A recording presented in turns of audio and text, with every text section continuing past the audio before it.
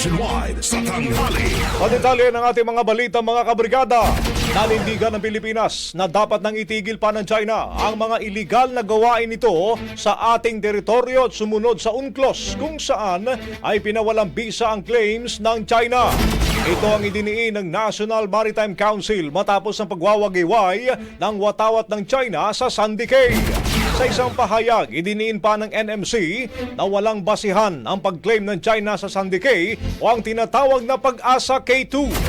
Kinundina ng Pilipinas ang patuloy na paggamit ng disinformation ng China sa pamamagitan ng kanilang state media para paniwalain ang kanilang mga tao na legal ang kanilang ginagawa sa sarili nating teritoryo.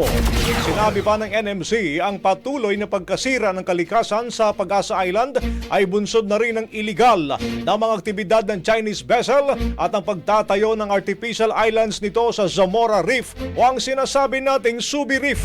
At sa huli naman, mga kabrigada, idiniin pa ng NMC na patuloy na poprotektahan ng Pilipinas ang soberanya nito at dapat iresolba sa mapayapang pamamaraan ang lahat ng mga dispute sa ating teritoryo. Bagong-bago, Brigada Balita Nationwide. Ang bahaging ito ay hatid sa atin ng DriveMax Herbal Capsule. Lalaking angat, tumatagal.